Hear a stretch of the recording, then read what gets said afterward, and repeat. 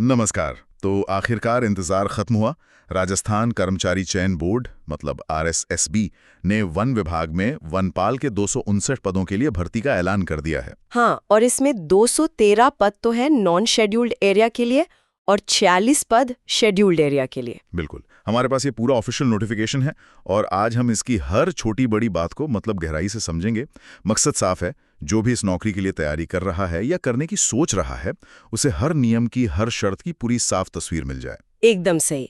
और इससे पहले कि हम फॉर्म भरने की प्रक्रिया या सिलेबस पर जाएं, एक सबसे बड़ी, आप कह सकती हैं, पहली शर्त है जिसे पार करना जरूरी है। अच्छा, वो क्या है? ये भर्ती सिर्फ और सिर्फ उन उम्मीदवारों के लिए है जिन्होंने समान पात्रता परीक्षा यानी CET 2024 सीनियर सेकेंडरी लेवल वाला पास किया है। ओहो। अगर CET क्लियर नहीं है तो ये पूरी चर्चा ही किसी काम की नहीं है। ये एक नॉन नेगोशिएबल शर्त है। एकदम सही कहा।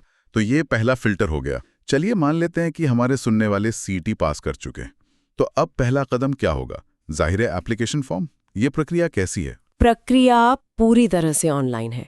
उम्मीदवारों को राजस्थान सरकार के SSO पोर्टल पे जाना होगा। SSO पोर्टल, हाँ, हमेशा की तरह। और वहां रिक्रूटमेंट पोर्टल के जरिए अप्लाई करना होगा।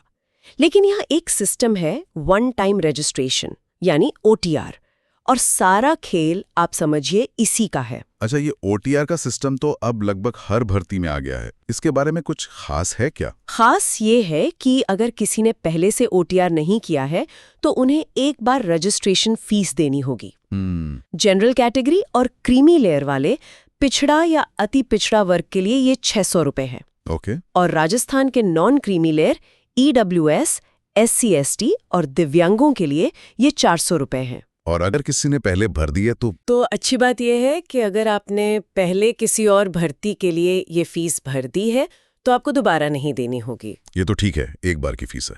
लेकिन मैंने सुना है कि इसमें एक नया नियम जोड़ा गया है जो बहुतों के लिए मुसीबत बन सकता है। आपने बिल्कुल सही सुना है, और ये एक बहुत बड़ा हेड्स अप है उन लोगों के लिए जो हर भर्ती का फॉर्म भर देते हैं, तैयारी हो या ना हो। हाँ, ऐसे बहुत लोग हैं। नियम ये है कि अगर कोई आवेदक एक फाइनेंशियल ईयर में यानी 1 अप्रैल से 31 मार्च के बीच किन्हीं 2 परीक्षाओं का फॉर्म भरने के बाद एग्जाम देने नहीं जाता तो उसका OTR प्रोफाइल ब्लॉक कर दिया जाएगा। अरे वाह, ब्लॉक हो जाएगा। मतलब बोर्ड अब सिस्टम को जाम करने वालों को लेकर बहुत सख्त हो रहा है। बिल्कुल। अगर किसी का प्रोफाइल ब्लॉक हो गया तो उसे खुलवाने के लिए पहली बार में 750 रुपए की पेनाल्टी भरनी होगी। अच्छा। और अगर उस गलती को दोहराया यानी उसी साल फिर से 2 एग्जाम छोड़े तो प्रोफाइल फिर से ब्लॉक होगा। और इस बार पेनल्टी बढ़कर 1500 रुपए हो जाएगी। बोर्ड का संदेश साफ है, अगर आप गंभीर हैं तो ही आवेदन करें, वरना आपका OTR प्रोफाइल खतरे में पड़ सकता है। ये तो बहुत ही जरूरी जानकारी है। तो फॉर्म भरने में अब पहले से ज्यादा गंभीरता दिखानी होगी। चलिए अब आते हैं कि इस पद के लिए कौन योग्य है। एजुकेशनल क्वालिफिकेशन की बात करें तो क्या पढ़ा लिखा होना जरूरी है? बहुत सीधी सी योग्यता है। किसी भी मान्यता प्राप्त बोर्ड से सीनियर सेकेंडरी यानी 12वीं पास होना चाहिए। बस 12वीं पास? हाँ, और इसके अलावा देवनागरी लिपि में लिखी हिंदी और राजस्थानी संस्कृति की समझ होनी चाहिए, जो कि राजस्थान की किसी भी सरकारी नौकरी के लिए एक बेसिक जरूरत है। ठीक है, तो ये योग्यता तो ज्यादातर लोगों के पास होगी।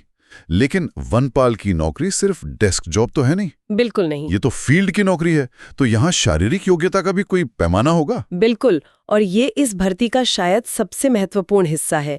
यहाँ आकर बहुत से लोग छट जाते हैं। अच्छा। पुरुषों के लिए न्यूनतम ऊंचाई 163 सेंटीमीटर है और सीने का घेरा बिना फुलाए 84 सेंटीमीटर और फुलाने पर कम से कम 5 सेंटीमीटर का विस्तार होना चाहिए। और महिलाओं के लिए क्या मापदंड है? महिलाओं के लिए न्यूनतम ऊंचाई 150 सेंटीमीटर और सीने का घेरा 79 सेंटीमीटर है, जिसमें 5 सेंटीमीटर का फुलाव जरूरी है। ये जो 5 सेंटीमीटर सीने के फुलाव की शर्त है, ये दोनों के लिए है। ये अक्सर लोग नजरअंदाज कर देते हैं। हाँ, लेकिन फिजिकल टेस्ट में ये एक बहुत बड़ा एलिमिनेशन पॉइंट बन सकता है। पर असली चुनौती इसके बाद आती है। आप उस पैदल चाल परीक्षण की बात कर रही हैं? हाँ, वो कोई सुबह की सैर नहीं है, वो सहन शक्ति की असली परीक्षा है। क्या करना होता है उसमें? पुरुष उम्मीदवारों को 4 घंटे में 25 किलोमीटर पैदल चलना है। 4 घंटे में 25 किलोमीटर? और महिला उम्मीदवारों को 4 घंटे में 16 किलोमीटर। बाप रे, इसका मतलब आपको लगभग 6 किलोमीटर प्रति घंटे से ज्यादा की रफ्तार से लगातार चलना होगा बिना रुके। इसके लिए तो महीनों की तैयारी लगेगी। निश्चित रूप से ये सिर्फ शारीरिक नहीं बल्कि मानसिक मजबूती का भी टेस्ट है। सही बात है। हालांकि कुछ खास इलाकों जैसे असम, भूटान, गढ़वाल के निवासियों के लिए ऊंचाई में कुछ छूट दी गई है, लेकिन पैदल चाल का टेस्ट सबके लिए बराबर है। ठीक है, तो मान लीजिए कोई शारीरिक और शैक्षणिक तौर पर योग्य है। अगला सवाल आता है उम्र का। क्या इसके लिए कोई एज ग्रुप का फिल्टर है? हाँ, उम्र की गणना 1 जनवरी 2027 के हिसाब से की जाएगी। 2027 के हिसाब से? जी, उस तारीख को उम्मीदवार कम से कम 18 साल का हो चुका हो और 40 साल से ज्यादा का ना हो। लेकिन इस बार उम्र में एक बहुत बड़ी राहत दी गई है ना? हाँ, और ये उन उम्मीदवारों के लिए बहुत अच्छी खबर है जो ओवर एज होने की कगार पर थे। क्यों, क्या हुआ? क्योंकि पिछले 3 सालों से वनपाल की कोई भर्ती नहीं आई, इसलिए बोर्ड ने सभी आवेदकों को ऊपरी आयु सीमा में 3 साल की सीधी छूट दे दी है। अच्छा, तो मतलब 40 की जगह 43 साल तक के सामान्य उम्मीदवार भी आवेदन कर सकते हैं। ये तो शानदार है। और जो आरक्षित वर्ग है उनके लिए तो पहले से ही छूट के नियम होते हैं। राजस्थान के SC, ST, OBC, EWS वर्ग के पुरुषों को 5 साल की छूट है, सामान्य वर्ग की महिलाओं को भी 5 साल की। और जो महिलाएं SC, ST, OBC या EWS वर्ग से हैं, उन्हें 10 साल की छूट है। और एक खास बात यह है कि जो महिलाएं विधवा हैं या जिनका तलाक हो चुका है, उनके लिए कोई अपर एज लिमिट नहीं है। ये वाकई एक बहुत ही प्रगतिशील कदम है। अच्छा, अगर किसी का चयन हो जाता है तो सैलरी और प्रोबेशन का क्या सिस्टम है? सैलरी पे मैट्रिक्स लेवल 8 के हिसाब से मिलेगी, जो एक अच्छी सैलरी मानी जाती है। लेकिन नियुक्ति के बाद पहले 2 साल प्रोबेशन पीरियड पर रहेंगे, जिसमें सरकार के नियमों के हिसाब से एक फिक्स सैलरी मिलती है। ठीक है, अब एक ऐसे हिस्से पे आते हैं जहां लोग सबसे ज्यादा गलतियां करते हैं, आरक्षण के नियम। ये अक्सर बहुत उलझे हुए होते हैं। सही कहा आपने। यहाँ की एक छोटी सी गलती पूरी मेहनत पर पानी फेर सकती है। सबसे पहले क्षैतिज आरक्षण यानी हॉरिजॉन्टल रिजर्वेशन को समझना जरूरी है। ये क्षैतिज आरक्षण क्या होता है? इसे थोड़ा आसान भाषा में समझाएंगी? इसका सीधा सा मतलब है कि इन लोगों के लिए अलग से सीटें नहीं होती, बल्कि उन्हें उनकी अपनी ही कैटेगरी में एडजस्ट किया जाता है। जैसे मान लीजिए SC कैटेगरी में 10 सीटें हैं, तो उन 10 सीटों में से 30% यानी 3 सीटें SC वर्ग की महिलाओं के लिए आरक्षित होंगी। अच्छा। अगर 3 योग्य महिला उम्मीदवार नहीं मिलती हैं, तब वो सीटें SC वर्ग के पुरुष उम्मीदवारों से भरी जाएंगी। समझ गया, ये बहुत जरूरी बात है। और राजस्थान से बाहर के आवेदकों के लिए क्या नियम है? नियम साफ है। अगर आप राजस्थान के बाहर हैं, चाहे आप किसी भी आरक्षित वर्ग से हो, आपको यहाँ सामान्य यानी जनरल कैटेगरी का उम्मीदवार माना जाएगा। मतलब कोई छूट नहीं? ना तो उम्र में कोई छूट मिलेगी, ना ही फीस में, और ना ही सीटों में कोई आरक्षण। विवाहित महिला आवेदकों के लिए भी एक बहुत खास नियम है जो अक्सर कंफ्यूजन पैदा करता है। बिल्कुल, और ये बहुत ध्यान से सुनने वाली बात है। अगर कोई शादीशुदा महिला पिछड़ा वर्ग या अति पिछड़ा वर्ग से है और नॉन क्रीमी लेयर का लाभ लेना चाहती है, तो उसे जो सर्टिफिकेट देना होगा वो उसके पिता के नाम, पते और आय के आधार पर बना होना चाहिए। पति के नाम से नहीं? नहीं, पति के नाम या आय के आधार पर बना हुआ सर्टिफिकेट मान्य नहीं होगा। इस एक गलती से कई महिला उम्मीदवार प्रक्रिया से बाहर हो जाती हैं। ठीक है, तो अब आते हैं सबसे जरूरी हिस्से पर, परीक्षा।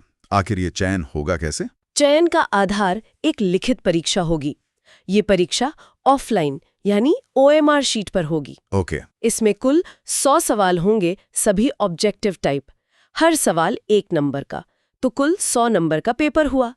और इसके लिए आपको 2 घंटे का समय मिलेगा। और क्या इसमें नेगेटिव मार्किंग भी है? हाँ, इसमें भी है।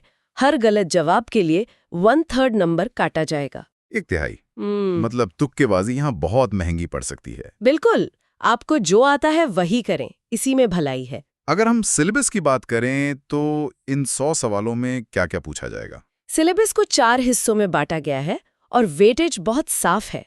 सबसे बड़ा हिस्सा 50 नंबर का है, सामान्य ज्ञान और सामाजिक अध्ययन का। 50 नंबर? मतलब आधा पेपर? हाँ, आधा पेपर। और इसमें पूरा फोकस राजस्थान पर है। राजस्थान का इतिहास, कला, संस्कृति, भूगोल, राजनीति और अर्थव्यवस्था। मतलब 50% वेटेज सिर्फ राजस्थान जीके का है? इसे तो कोई भी नजरअंदाज नहीं कर सकता। बिल्कुल नहीं। इसके बाद 20 नंबर की है दैनिक विज्ञान यानी एवरीडे साइंस। इसमें फिजिक्स, केमिस्ट्री और बायोलॉजी के बेसिक कॉन्सेप्ट्स हैं। फिर 15 नंबर की गणित है, जिसमें औसत, प्रतिशत, लाभ, हानि जैसे टॉपिक हैं। और बाकी के 15? और आखिर में 15 नंबर करंट अफेयर्स के लिए हैं, जिसमें राष्ट्रीय और राज्य स्तर की घटनाएं शामिल होंगी। अब यहाँ OMR शीट से जुड़ा एक ऐसा नया नियम आया है जिसके बारे में अगर किसी को नहीं पता तो वो परीक्षा हॉल में बहुत बड़ी मुश्किल में पड़ सकता है। हाँ, और ये शायद इस पूरी भर्ती प्रक्रिया का सबसे बड़ा बदलाव है। अब हर सवाल में 4 की जगह 5 ऑप्शन होंगे, A, B, C, D और E। 5वां ऑप्शन E क्यों? इसका क्या मतलब है? इसका मतलब है क्वेश्चन नॉट अटेम्प्टेड। अगर कोई उम्मीदवार किसी सवाल का जवाब नहीं देना चाहता तो उसे वो सवाल खाली नहीं छोड़ना है। तो क्या करना है? उसे 5वें गोले E को भरना होगा। ये नियम इसलिए लाया गया है ताकि बाद में OMR शीट के साथ कोई छेड़छाड़ न हो सके। ये तो बहुत बड़ा बदलाव है।